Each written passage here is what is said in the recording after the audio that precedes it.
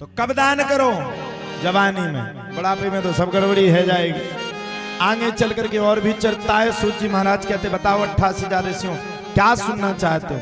सभी ऋषियों ने हाथ जोड़ करके कहा, बोले भगवान ऐसी कृपा करो, अब आगे के चरित्र सुनाने की भी कृपा करो। बोले सुनो मैं तुम्हें ध्यान पूर्वक सुनाता हूं। बोले कैसा, कौन सा चरित्र सुनना है? बोले राजा परीक्षित का। यदा मृथे कौरव सिंजयाना वीरे स्वथो वीर गतिम गदेशु ब्रकोदरावे दिगदा विमर्श भगनोरुदंडे धृतराष्ट्रपुत्रे। सुनिए ये राजा परीक्षित कौन है? पता आप सबको नहीं? राजा परीक्षित अभिमन्यु के पुत्र, उत्तरा के पुत्र और पांडवों के नाती। तो राजा परीक्षित का पता चलाने से पूर्व हम सबको महाभारत में प्रवेश करना पड़ेगा। सही बात बताओ, महाभारत का युद्ध किसने करवाया? किसने करवाया? किसी को नहीं पता। महाभारत का युद्ध ही धृतराष्ट्र ने करवाया। यदा मृथे कौरव सिंजयानाम वीरेश्वथो वीर गतिम गदेशु ब्रकोदरा वित्त गदा विमर्शो भगनोरुदंडे धृतराष्ट्र पुत्रे। धृतराष्ट्र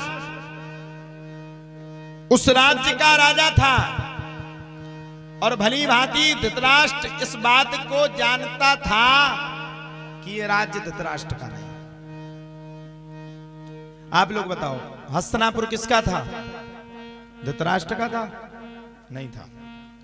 हस्तिनापुर पांडवों के पिता पांडु का था।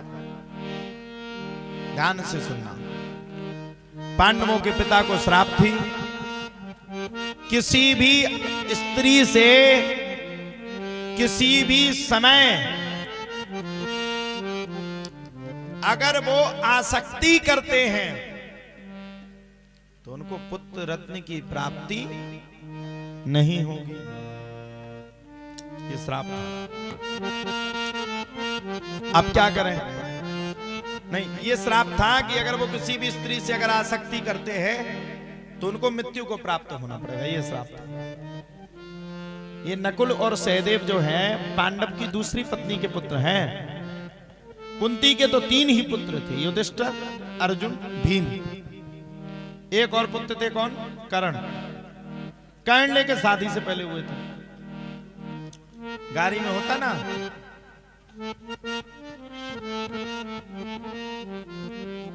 पांडु ने अपनी स्त्री के साथ आसक्ति की और स्त्री के साथ आसक्ति करने के कारण पांडु को मृत्यु गति को प्राप्त होना।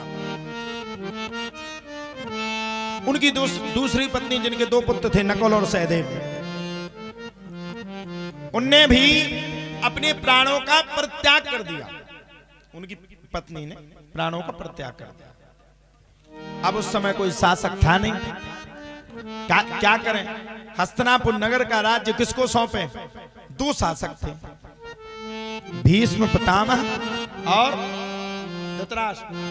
2 जन थे ना।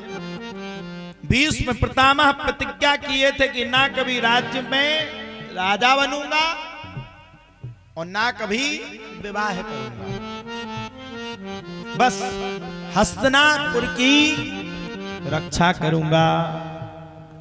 त्राहि माम शरणम गतः।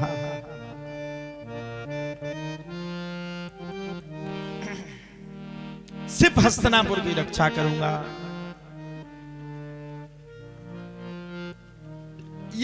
जब ये प्रतिज्ञा पालित हुई तब राजा किसको बनाए? उस समय कोई राजा बनने के लिए इच्छुक नहीं था, तैयार नहीं था। तब कौरवों के पिता धृतराष्ट्र को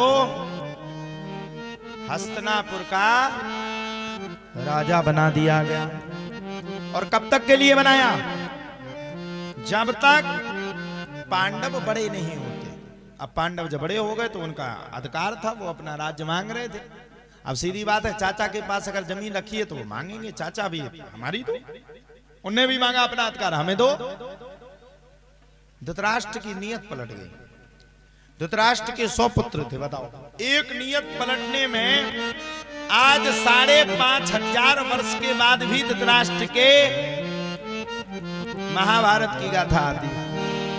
और अगर धृतराष्ट्र ने ईमानदारी की होती तो पांडवों की कितनी और कौरवों की कितनी अच्छी चर्चा चलती। एक वो भाई थे जिनने भाई के पीछे, भगवान राम के पीछे राज्य को त्याग दिया। भगवान राम ने भरत के पीछे, और भरत ने भगवान राम के पीछे भी राज्य को त्याग दिया। उनकी अच्छी चर्चा चली ना। इसी प्रकार से आप सबसे भी मैं कहता हूं, देखो आना जाना तो ये संसार का नियम है, जो आया वो जाएगा। आया है सो जाएगा राजा रंक फकीर, कोई चढ़ चला सिंहासन पर, कोई बंधा जंजीर। जिसका आना तय है संसार में उसका जाना तय है। धृतराष्ट्र का मन पलट गया। धृतराष्ट्र का मन नहीं कहता, धृतराष्ट्र का मन इस बात के लिए गवाही नहीं करता, धृतराष्ट्र की आत्मा इस बात के लिए गवाही नहीं करती कि वो इस राज्य के राजा स्वयं साक्षात्कार पांडवों को बना दे। वो उसकी मति नहीं थी। पांडवों ने 5 गांव मांगे, भगवान श्री कृष्ण आए। 5 गांव मांगने के बाद भी कौरवों को असंतुष्टि थी। और 5 गांव कैसे दिए पता है आपको? नहीं पता। 5 गांव कैसे दिए? 5 गांव भी ऐसे दिए भैया जिसकी कोई सीमा नहीं। जहां इंद्रप्रस्थ नगरी बनी थी वो खांडव वन था। भगवान ने स्वीकार कर लिया, अच्छी बात है, चलो 5 ही गांव को, 5 गांव में तैयार। भगवान गए, भगवान ने खांडव वन को भी बड़ा सुंदर बना दिया। और वहीं से गांडीव धनुष अर्जुन को मिली। और उसी खांडव वन को भगवान ने इंद्रप्रस्थ नगरी का नाम दे दिया। सबरे राजा हुए, जब ओपनिंग हुई तो सबरे राजा आए, सब एकत्रित होकर के आए, राजा ऋषि मुनि तपस्वी सब आए। उसी ओपनिंग के पावन अवसर पर दुर्योधन भी आया। अब वो नगरी बड़ी मायावी थी। जहां जल दिखे वहां जल ना रहे, और जहां जल ना दिखे वहां जल रहे। दुर्योधन जैसे गया, सामने उसको जल दिखा तो उसने पूछा ये जल है? सामने वाले ने कहा नहीं ये नहीं है। गया, वास्तव में जल नहीं दिखा। उसके आगे फिर गया तो एक ने कहा सावधान युवराज, यहां सामने जल है। अरे अब तू सिखाएगा यहां कहां जल है? और जाकर के सरोवर में कूद गया। और जैसे ही कूदा वैसे पांचाली ने हंसते हुए कह दिया, अंधे का पुत्र अंधा। महाभारत की शुरुआत हो गई। और जब महाभारत की शुरुआत हो गई तो ऐसी शुरुआत हुई कि दुर्योधन के दिमाग पर पांचाली का वह किया हुआ मजाक बैठ गया। 2 गलती हो गई। तीसरी गलती है युधिष्ठिर की। जुआ किसी का ना हुआ। जुआ खेलने वाला कोई एक दिन में 1 करोड़ कमा ले, और कोई एक दिन में सबरा बंटा ढार करके चला है, खेल लिया जुआ। पांडवों ने जब जुआ खेला तब जुआ के खेलते समय में पांडवों ने सब कुछ हार दिया। सब कुछ हार गए, कुछ नहीं बचा। अंत में धर्म पत्नी थी, पांचाली को भी दांव पे लगा दिया। जुआ वाला होता ना, कहते जुआ वाला कुछ भी हार सकता है, पत्नी को भी दांव पे लगा दिया। पांचाली को भी हार गया। और जब पांडव पांचाली को हार गए तब दुर्योधन ताली बजा करके बोला, मेरी दासी पांचाली को लेकर के आओ। यहां गलती किसकी है? दुर्योधन की। मैं उसको निर्वस्त्र कर, मैं उसको अपनी जंघा पर बैठा लूंगा। एक बात कहूं, जुआ एक ऐसी चीज है ना, आपके जीवन में जो घटना नहीं हुई वो भी करवा सकता है जुआ। वो सब बड़े चिंतित, चिंतायमान, और चिंतित होकर के सबने व्यवस्थित ढंग से दुशासन पहुंच गया। माता पांचाली तो अपने केस खोले हुए थी, बढ़िया स्नान करने थे। दुशासन ने कहा पांचाली से बोलो उसको राज्यसभा में बुलाया गया है। पांचाली ने कहा बोले जब तक नहीं जाऊंगी जब तक मेरे पति नहीं बुलाएंगे, मैं अभी स्नान के लिए जाऊंगी, केस धुल ले। मना कर दिया पांचाली ने। और जैसे ही पांचाली ने मना किया वैसे दुशासन ने पांचाली को मैया पकड़ करके बाल के द्वारा पकड़ करके घसीट करके राज्य की सभा में लेकर के आ गया। सबरे पांडव अपने अपने मस्तिष्क को नीचे करके बैठे हुए हैं। दुर्योधन हंस रहा है, भीष्म पितामह गुरु द्रोणाचार्य कृपाचार्य धृतराष्ट्र सब खड़े, किसी ने कुछ नहीं कहा। दुर्योधन ने दुशासन को आदेश दिया जाओ पांचाली को बिल्कुल निर्वस्त्र कर दो। और जैसे ही पांचाली को निर्वस्त्र करने की प्रक्रिया सामने आई वैसे पांचाली सब पांडवों के सामने चिल्लाई बचाओ बचाओ बचाओ बचाओ। कोई भी पांडव बचाने के लिए तैयार नहीं हुआ। तब पांचाली समझ गई कि अब नहीं बचेंगे, अब एक ही उपाय है। जैसे ही साड़ी को खींचना शुरू किया दुशासन ने वैसे ही पांचाली ने भगवान को पुकारा। साड़ी को खींचते खींचते खींचते खींचते बड़ा भारी चट्टान पहाड़ लग गया, लेकिन पांचाली की साड़ी को कोई नहीं खींच पाया। हाथ में जल लेकर के पांचाली ने श्राप देने के लिए आगे बढ़ गई। गांधारी आगे, रुक जा बेटा, श्राप मत देना, नाश हो जाएगी। बुरे वक्त पर आपका कोई साथ देने वाला होता ही नहीं है भगवान के अलावा। महाराज धीरे धीरे करके भगवान की कथा आगे बढ़ी। पांडवों ने 12 वर्ष तक वनवास अज्ञातवास सब कुछ भोगा।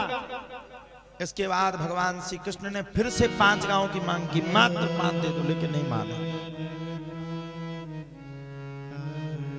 होनी को तो भगवान भी नहीं टाल सकते। भगवान ने भी पूरी कोशिश करी थी महाभारत ना हो, लेकिन कोई नहीं माना।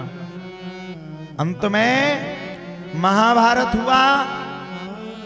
अर्जुन ने किसी पर प्रहार करने के लिए मना कर दिया, तब भगवान ने गीता को उपदेश दिया।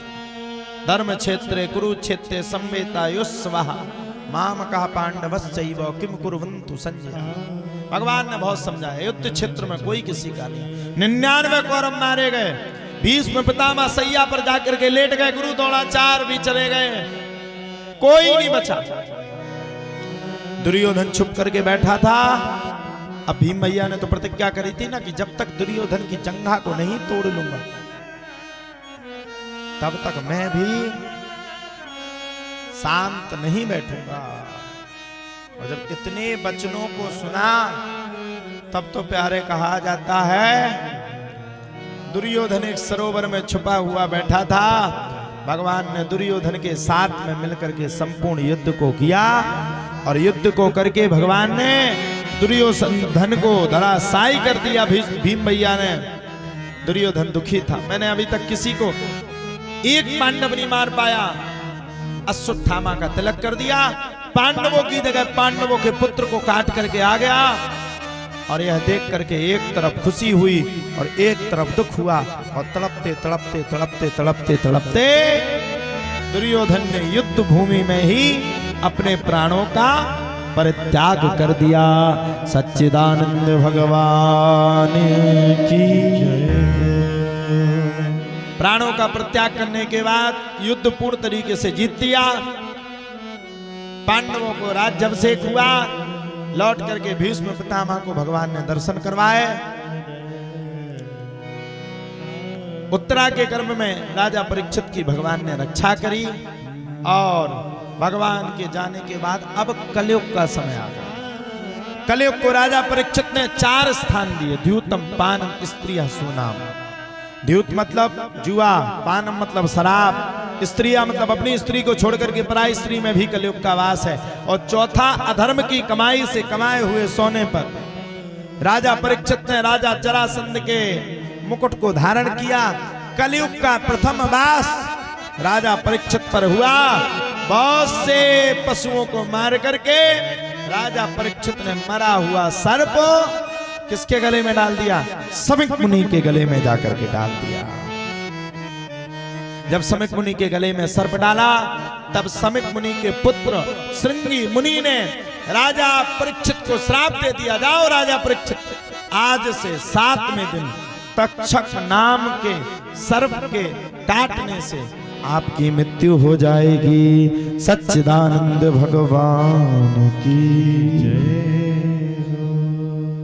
राजा परीक्षित ने जब इतना सुना तब तो सब कुछ त्याग करके राजा परीक्षित कहां पहुंचा? बोले सब कुछ त्याग करके राजा परीक्षित सुखदेव बाबा की शरण में पहुंचा। और सुखदेव बाबा की शरण में पहुंच करके राजा परीक्षित ने सुखदेव बाबा के चरणों में प्रणाम किया और सुखदेव बाबा से संपूर्ण ज्ञान राजा परीक्षित अर्जित करने लगे। रात्रि का समय हो गया, कथा वहीं पर विश्राम हो गई।